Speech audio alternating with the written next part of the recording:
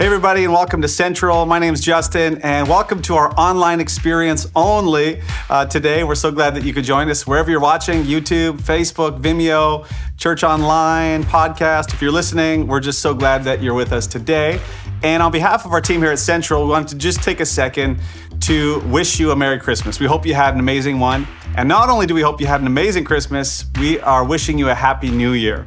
And whatever your 2019 was like, we're just believing 2020 is going to be great. We believe it's going to be great for your family, for our church, and for yourself. And we believe that not just as a well wishes type of wish. We believe that because if God is in it, it means that he's turning all things for good. And we just believe that as a church. And so wherever you're watching from, thanks so much for being with us today.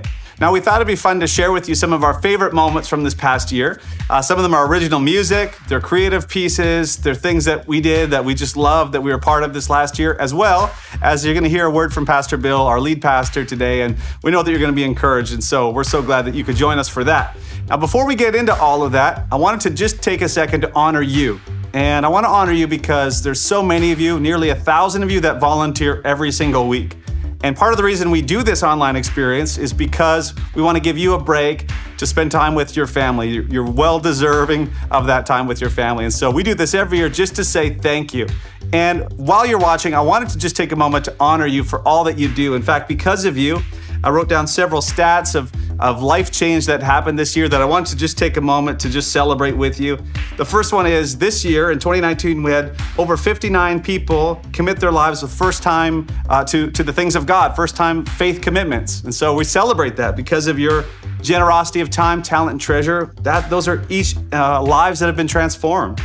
Recommitments, we had 167 people recommit their lives to the things of God. 59 people were baptized. We had over 1,792 people attended a group this last year, which is amazing. We believe nobody should do life alone. That's so fantastic.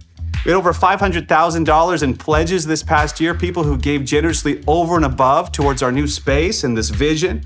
And so we're so thankful for that. We had over 26,000 hours of people who watch church online, not including midweek views on Facebook, YouTube, or Vimeo. And I love that because those are all numbers that are people. And we love that. We love you and we love our family. So thank you so much for being a part of seeing lives just transformed all across our region and even across our nation in a lot of ways. So thank you so much for that. So wherever you find yourself today, my hope is that you lean in. And as we think back to 2019, my hope is that you take a moment to reflect. Maybe it was a difficult year, maybe it was a fantastic year, but regardless of how your year was, we hope you reflect on how God met you this year. And as you look forward to 2020, my hope is that you recognize that when God is in it, there's something to be hopeful for. There's peace, there's joy. That's what the Christmas season is all about. It reminds us that there's something worth living for. And so with all of that being said, let's roll the tape.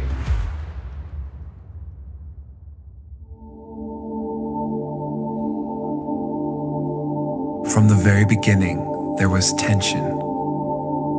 Even before everything went wrong, there was a threat lurking in the shadows, a weed in the garden, a snake in the grass. Just one touch. They weren't breaking any laws. What damage would it cause? Surely they would not be killed. Why would God deny them the thrill of the chase? How could he refuse them just one taste? As the juices flowed, total sensory overload, and for a second, reality was hard to reckon. Was this death or a dream, or something in between?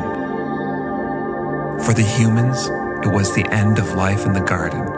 But as for the serpent's crimes, there would be no pardon. Cursed for his savage bloodlust, condemned to crawl in the dust. The serpent wryly smiled. He defiled their innocence, and the consequences were imminent. His plan had been perfect. Infect their thoughts, and they will reject their God. But his plan had been fatally flawed. That was just the beginning. Suddenly, the world was spinning out of control, a prison with no parole. They had to get used to life on the outside, the sweat of hard labor, neighbor rising against neighbor, sibling rivalry fueled by jealousy and madness, murder and malice, greed grief and shame, conquerors and slaves, floods and famine, never before imagined violence and lust.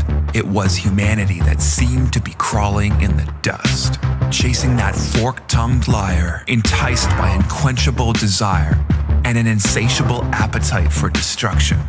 And just when it seemed things couldn't get worse, the serpent and his curse returned.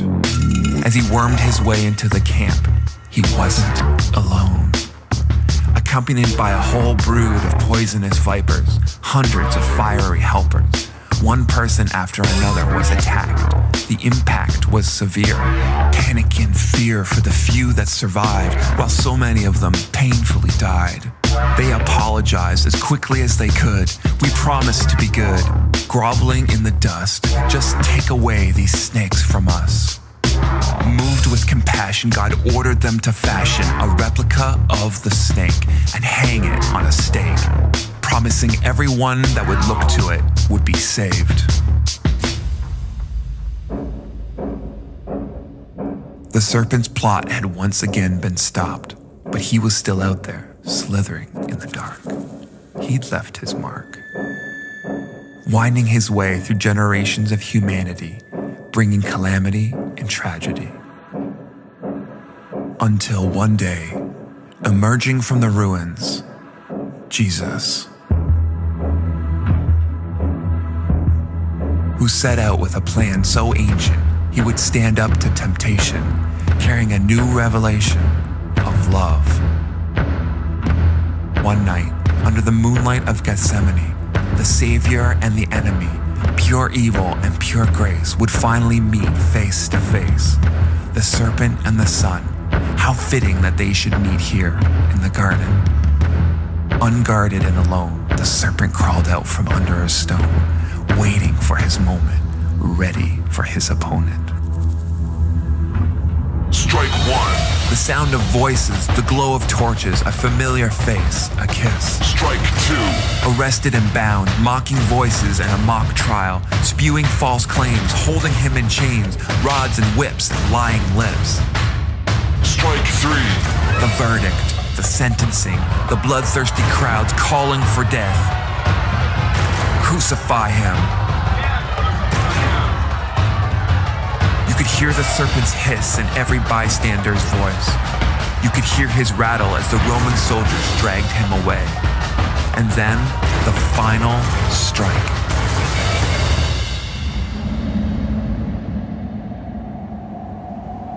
Nails like fangs driven deep into his hand and feet. The serpent had found the man's Achilles heel.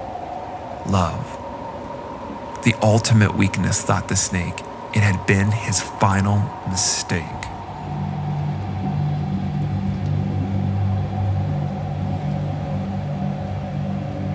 A giant stone now marked the final resting place of his failed revolution, stamped out by execution. And with Jesus dead, the ancient prophecy that had hung over his head had finally passed. He'd been able to outwit and outlast. As the serpent reveled in self-praise, he realized Jesus had already been dead for 3 days. Recalling the ancient prophecy from a world so distant, he knew in an instant whose foot was on his head. Jesus was not dead anymore. He had come back to settle the age-old score. In victory over darkness and death, returning from dust back to dust, the serpent was crushed and defeated, his power depleted, the snake prince unseated from his self-made throne. Victory now in the hands of a merciful God who came to conquer the serpent we sometimes still feel inside. But don't be fooled, he's all hiss and no bite, for the stone is rolled away. Jesus has defeated the grave. And anytime he tries to show his face, we remind him of how he was disgraced. And when we're tempted to join him on our bellies in the dust, we remember that God won the war for us. So when we fall, we can stand up again with confidence for the fight, saying, "Serpent, where is your bite? Evil, where is your fight? O sin, where are your teeth? Death, where is your sting? For Jesus is our King." The ground began to shake. The stone was rolled away. His perfect love could not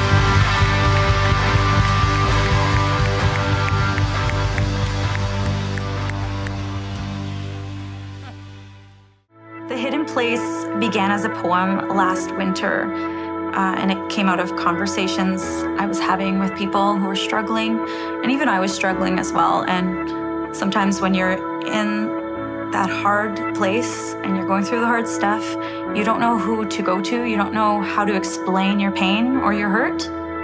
And you can feel as though no one cares or no one knows.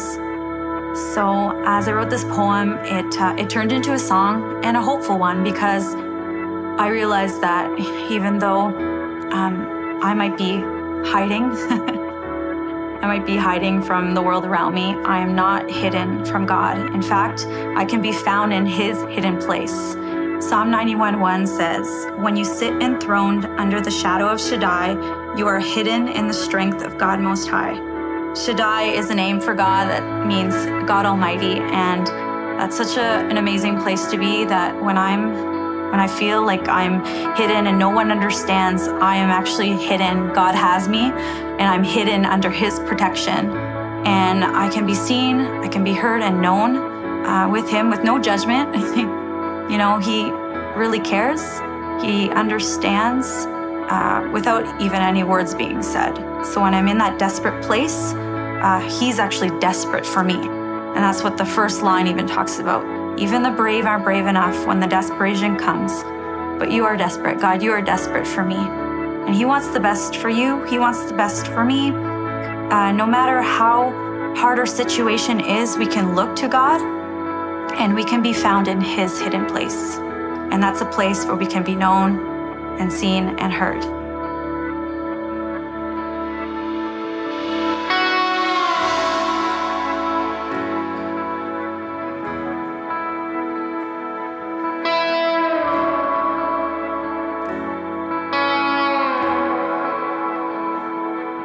Even the brave are brave enough when the desperation comes. You are desperate, desperate for me.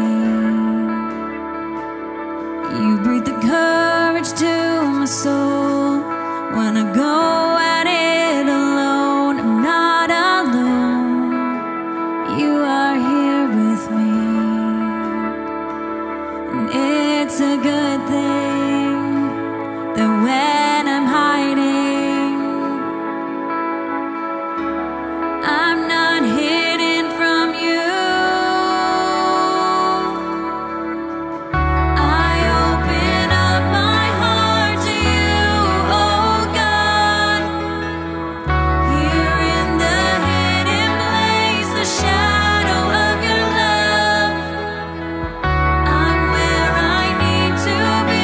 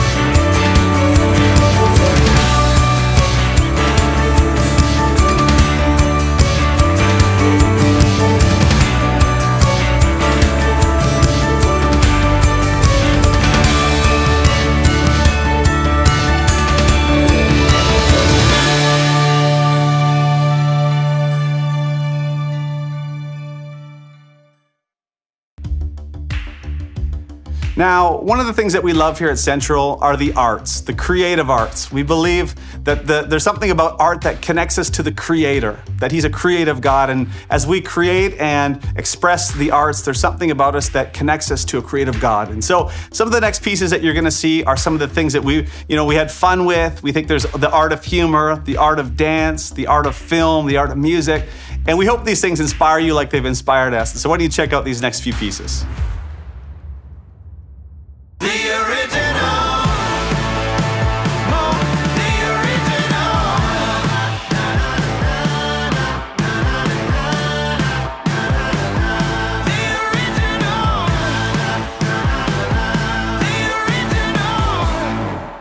So the goal for today is to do as many incredibly kind things to bring as many people joy and the little joy bug. We're at Timmy's drive-thru here.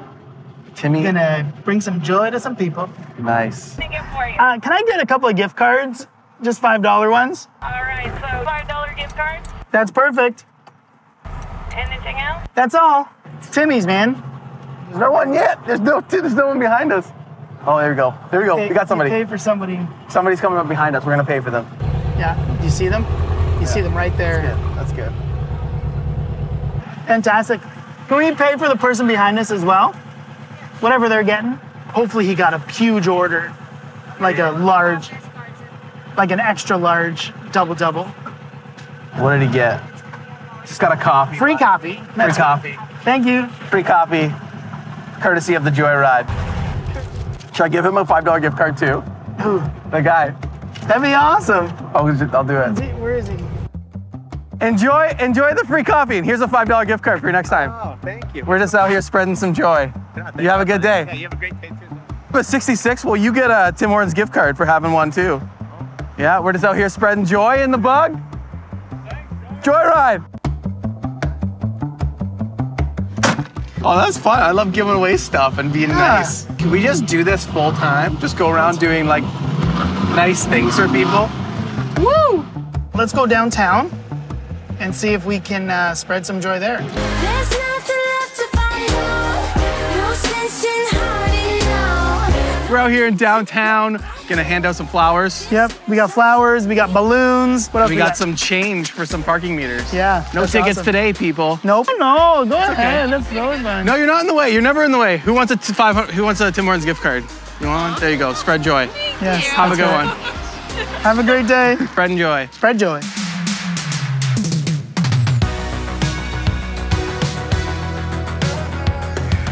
Spreading some joy. Timmy's on us. Have a good one. How you doing, sir? Today's your lucky day. We're paying for your parking. How long do you need? Oh, no, don't worry with it. Seriously. No, don't worry. Seriously, no, time No, out. I'm doing it. No, don't worry. Hey, have a great day. Excuse me, ladies. We're just spreading some joy. I got a $5 gift card here. Yeah, it's Tim Hortons. Thanks a lot. How nice of you. Yeah. Gee, that's so sweet. Oh, yeah, well, enjoy. How long do you need? 40 minutes? Oh, yeah, there you go. Perfect. Thank you. Excuse me, ma'am. We're just in the city spreading some joy. Would you like some flowers today? Just for having a great day. Yeah, absolutely. Hope it brings you some joy. Hey. We're just out here spreading some joy. Can I give you guys some balloons? Would you want a balloon? What color do you want? I like blue. You like a blue one? Here, I'll give you a blue one. There you go. What about you? You like a blue one too? There you go.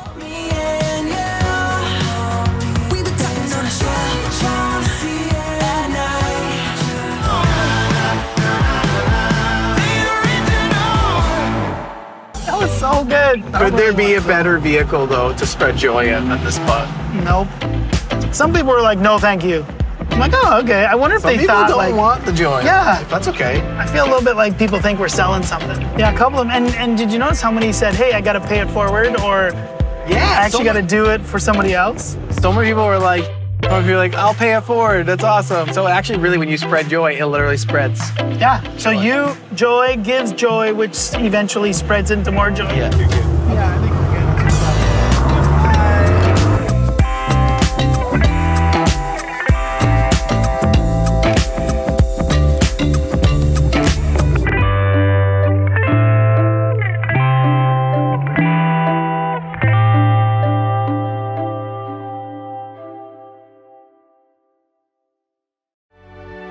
have been a Christian for about 6 years.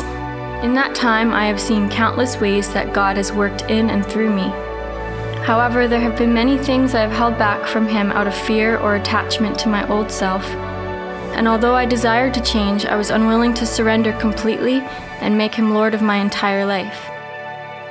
My being baptized is a step of faith to throw off all the old dead ways of my flesh, to fully surrender, to die and come alive in Jesus. I have tasted life, and nothing can fill the empty but Christ alone. Praise Him.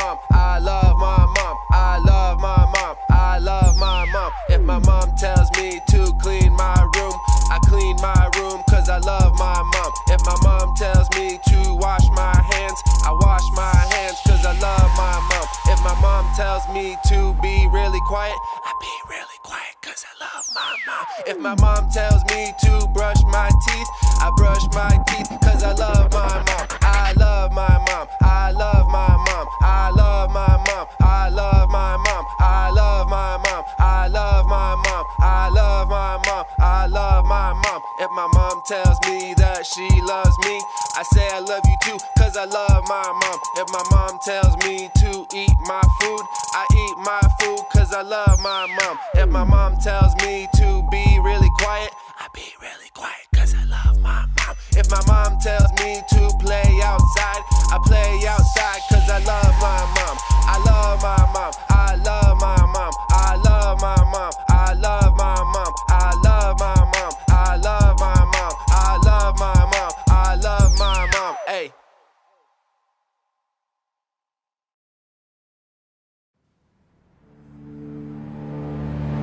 Turn it up. Turn it up. Turn it up.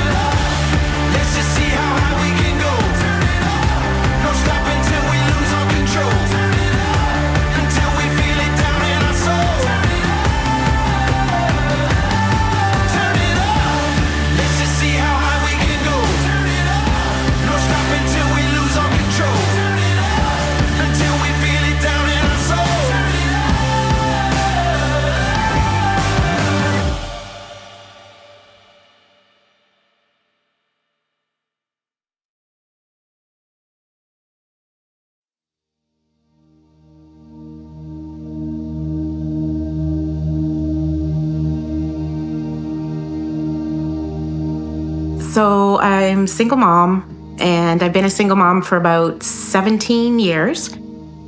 It was a trial. It was a lot of difficult situations, something that I didn't really expect to go through in my life. But I had a lot of support from my family. I was referred to different people in counseling. So I really was able to work through it. Then my youngest moved to Toronto when he went to school at George Brown. And then everything seemed to be going good in Toronto for my son, and we got a call. He had a bout of major depression that we didn't know about, and he tried to take his life.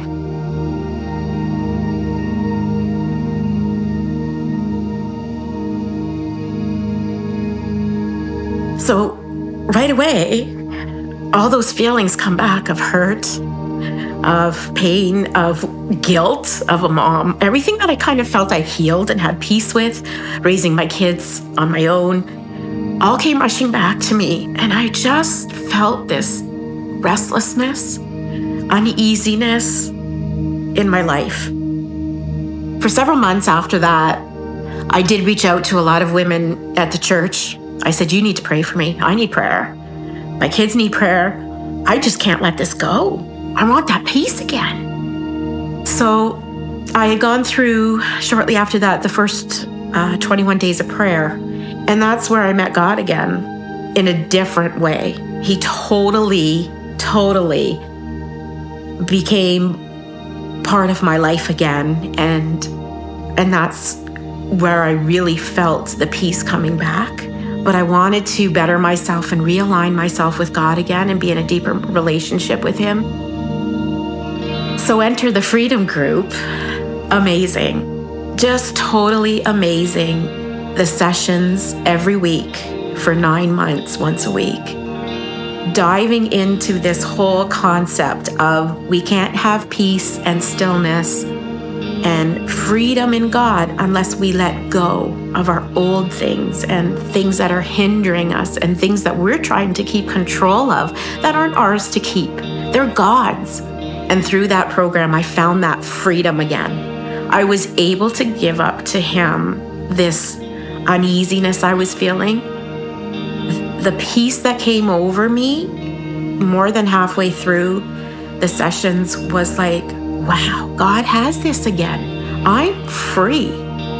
It just allowed me to realize that I can still be free in Christ and He can still free me no matter what the situation, no matter what I'm going through, that I can bring it all to Him.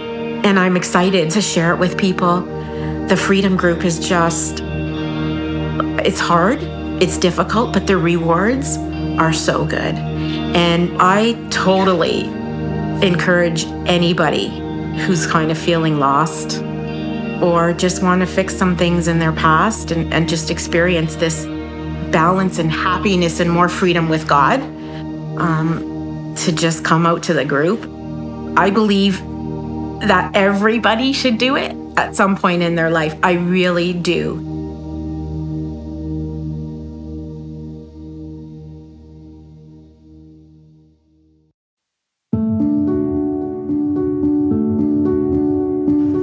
I feel we're too emotional for this. I know. We'll come back. We'll come back. Oh, my goodness. Oh, boy. What do you love about your dad?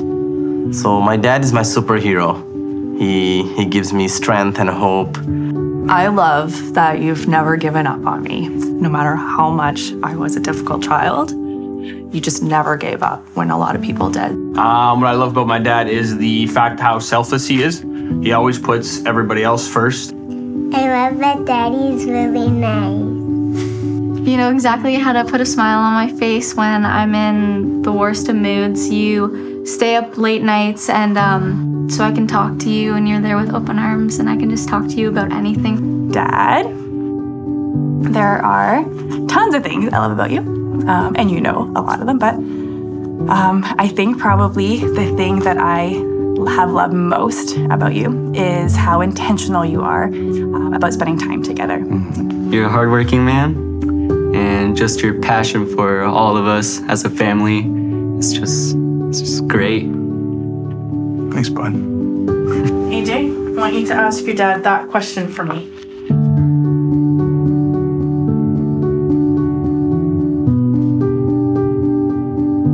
Oh gosh, Dad. Here you go. What about me makes you proud? What about me makes you proud?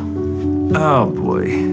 What about me makes me proud? Well, for you, what makes me proud is that we can actually work together and that we actually get along. Dad, what about me makes you proud? Tons of stuff. Your wit, your beauty, inner and outer beauty, your love for the Lord, love for people. Yeah, you're just an amazing young lady. What about me makes you proud? The way that you like to learn how to ride horses, that makes me proud of you. How you found your way, your relationship with God, and that's what makes us proud. I just love being a dad because I love going and watching you play sports and spending time with you and hanging out with you and raising you up to be a Montreal Canadiens fan. तो मैं आपको क्या चीज़ बोलता हूँ, आपको फख्र feel करता हूँ?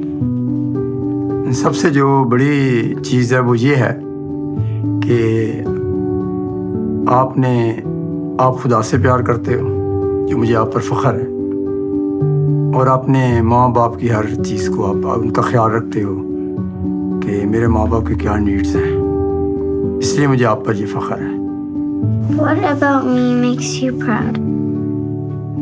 Everything that you are, like everything. What about me makes you proud? You always have a strength, an inner strength in you that is addictive. And I just love the fact that even in the moments where I feel weak, Sarah, that you actually make me feel strong and you've made me a better person. Are you trying to make me cry or what? You doing a good job? No, I love you. I love you.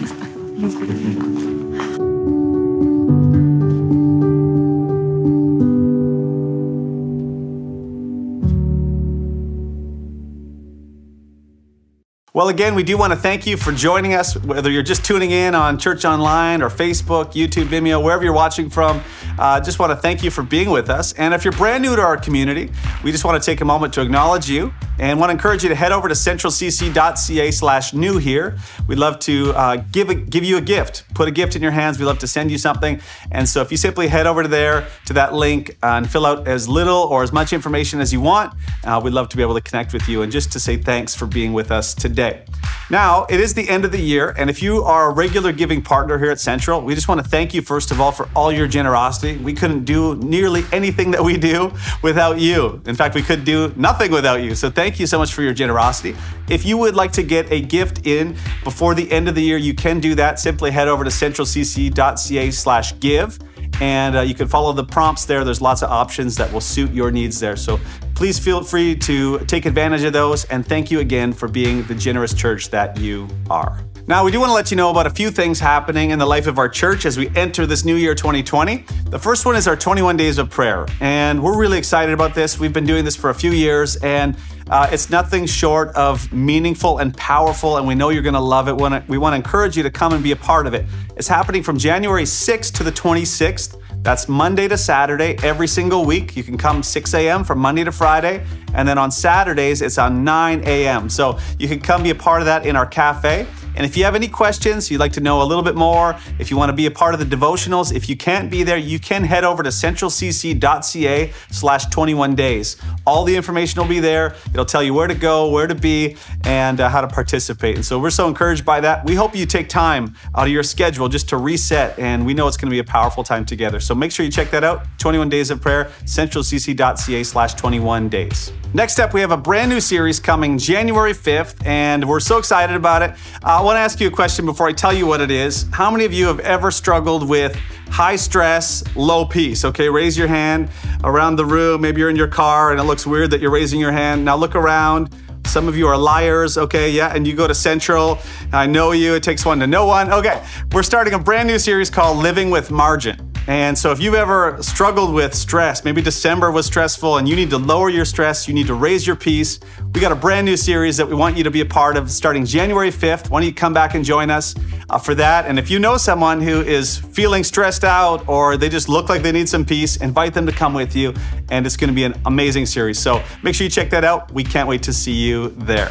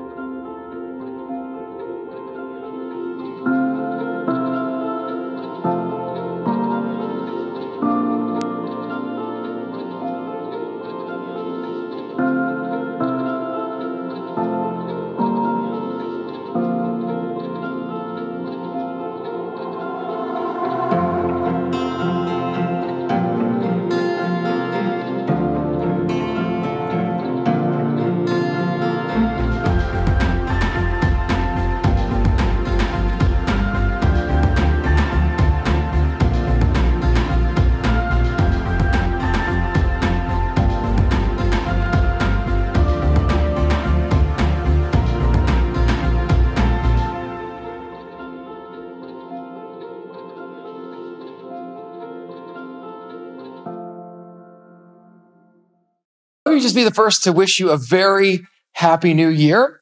And as we approach 2020, I'm so excited about the possibility for all of us as a church family in the Niagara region and wherever you're watching from around the world. My prayer for you is that this year would be the best year you've had yet. And I just wanted to take a moment to say thank you. Thank you for a great year. That was 2019.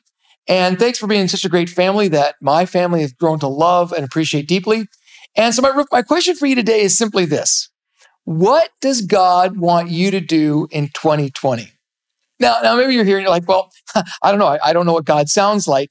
And I would actually just want to help you navigate that because I've asked that question a lot myself. Like, what does God want me to do in 2020? And here's what I've learned about God's voice. It's never been an audible voice for me. It's always been a real strong impression, maybe sometimes confirmed by what other people have said to me. And so I remember that, like, one of the times that I heard this really clearly, it was actually the first time when we were living in BC that I felt like we were supposed to move to Ontario.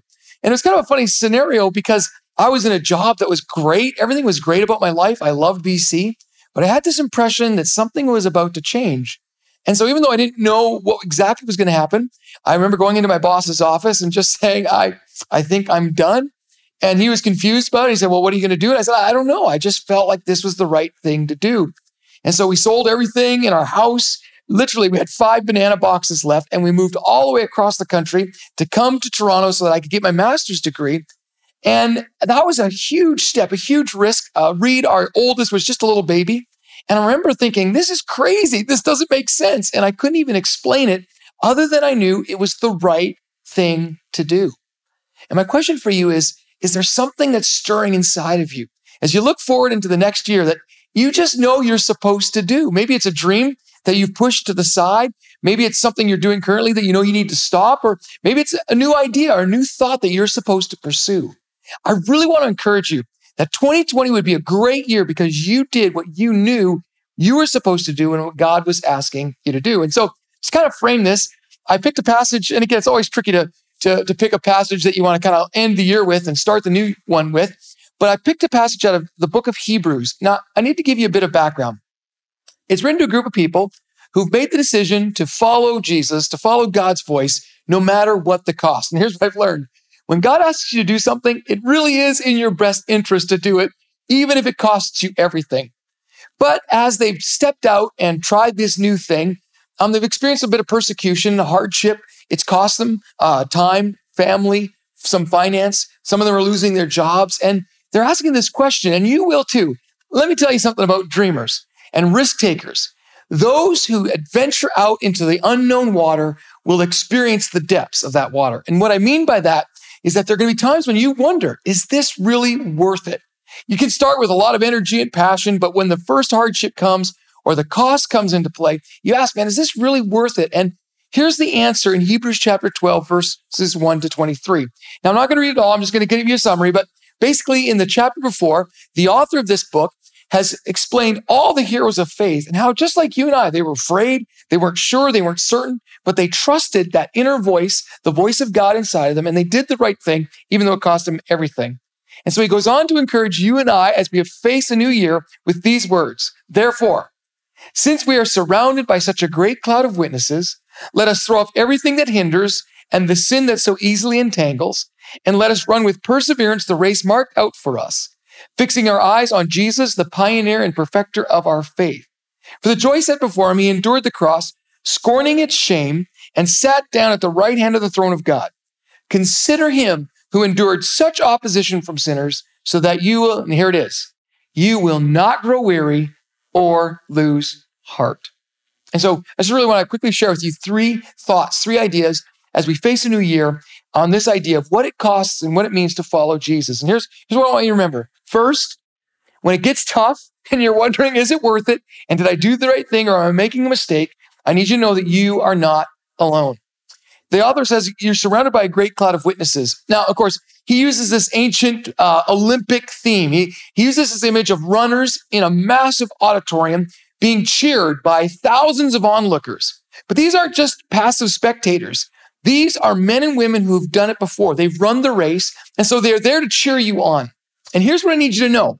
No matter how big the risk that you feel you need to take, no matter how scary the new venture you feel that you're supposed to step into, no matter what choice seems to be a little bit overwhelming right now, I promise you this, there is someone who has done it before, and they are cheering you on. You can do it.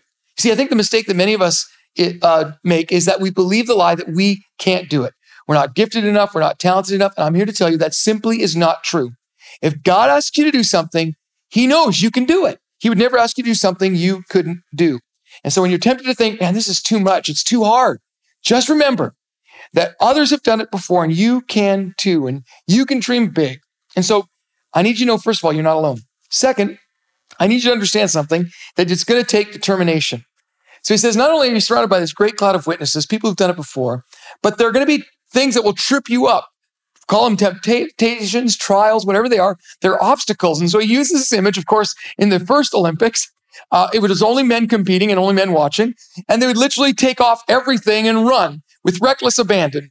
The reason was because they wore robes, and those are really tricky to run in. So they would throw off all these things that would entangle them so they could run well.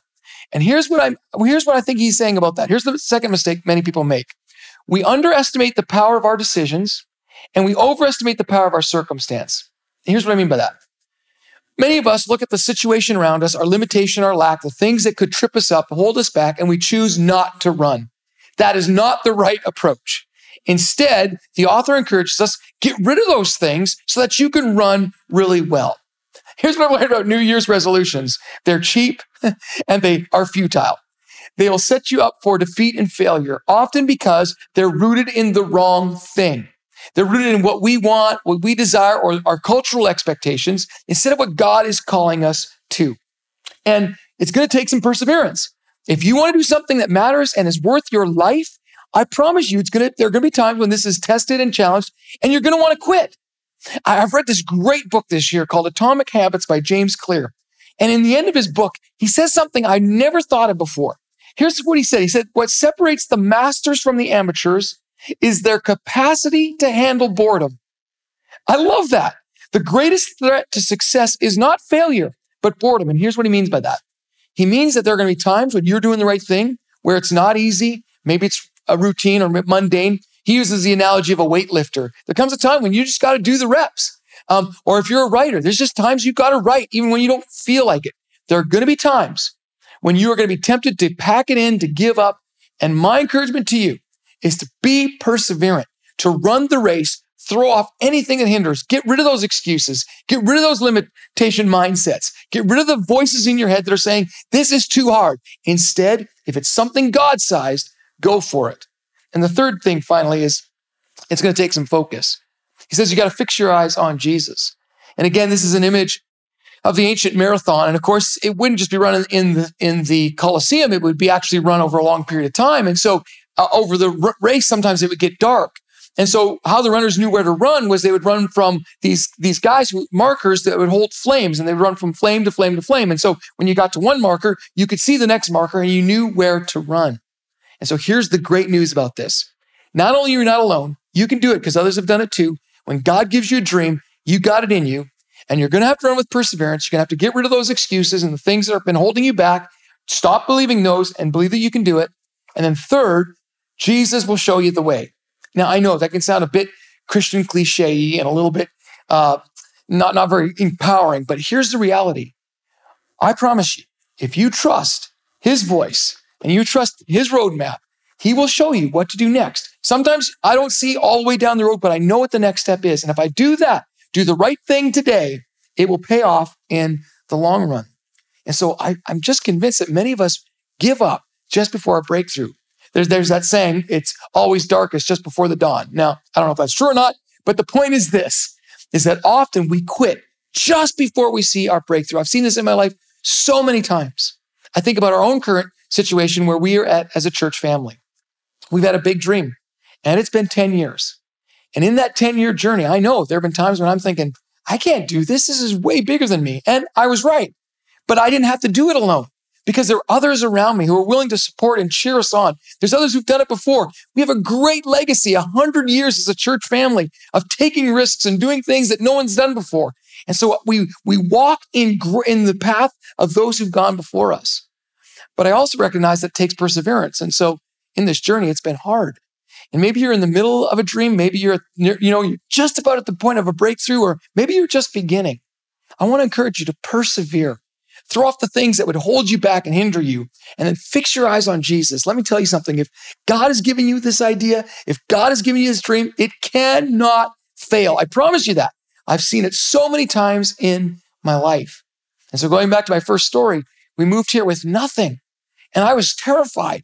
It was a scary thought, and I didn't know all the answers, but I knew it was the right thing to do. So all I knew was to take that one step. And that opened up a door, which opened up another door, which opened up another door, to which leads me to sitting before you today. And so the coolest part about this is that when you follow that voice, we call it the voice of God inside of you, when you do what is right, even when it costs you everything, even when you doubt yourself and doubt your situation, if you run with perseverance and fix your eyes on Jesus, it is incredibly rewarding. It is the best way to live. And so in this, he says, you've endured great hardship. This is this idea of a soldier remaining under authority. I love war movies. I probably shouldn't, but I do. And there's always that moment in the war movie, when the enemy is charging and all those guys are behind their shields, and you hear the voice of the commander saying, oh, steady, steady, because he knows if they move too soon, it's going to destroy their strategy, their plan. And at the right moment, where they get the word and they see the breakthrough, they see the victory. I actually want to speak that into your life. I don't know what dream you've been holding on to. I don't know what struggle you're currently in. I don't know what battle it is, but I know that if God has called you to it, it is worth it. And yes, there are going to be times when you're going to have to persevere. But if you hold steady and you trust, you are going to see victory. And so if I could be so bold as to speak victory into your life for 2020, don't give up. Persevere, fix your eyes on Jesus, and you will see the victory. And so you might be just one decision away from the very thing that God has called you to do. Here's what I want to encourage you with, these final thoughts. Trust a God who is bigger than your situation. Don't see with physical eyes. See what God sees. Second, determine to do what is right, even when everything else around you seems wrong. Do the right. And finally, be resilient. He finishes with this thought. Let us not grow weary or lose heart. And so, what is God asking you to do in 2020? My blessing to you today is that you can do it with God's help if you're willing to persevere, fix your eyes on Jesus, the author and perfecter of your faith, and don't give up. Well, what a great word from our lead pastor, Pastor Bill. We just love him, and we're so thankful for him and his leadership and his family. We hope you are, and we know you are too. So thank you so much for that word. And we're also truly grateful for you. Thank you so much for being a part of this church family. I'm honored to serve you, honored to have you part of things, and I'm just believing this is going to be a great year. And so as you go, I want to pray for you. And before I pray for you, I want to challenge you. I want to challenge you to lean in this year. I want you to challenge you that no matter what you're going through, no matter the circumstance, no matter the feelings that you have, no matter how tired you are, I want to encourage you to lean into the things of God, because I just believe when you do, the best is yet to come.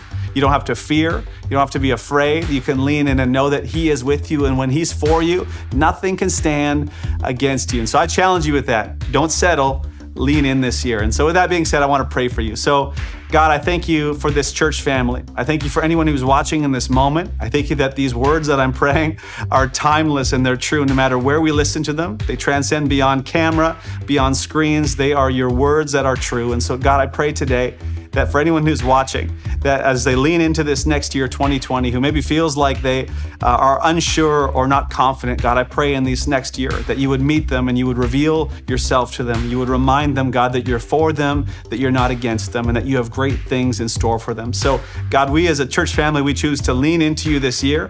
We believe it's going to be a great year because you are in the middle of it. So we thank you so much for that. We love you. In Jesus' name we pray. Amen. We hope you have an amazing New Year's, and we can't wait to see you back here next year. Have a great New Year's.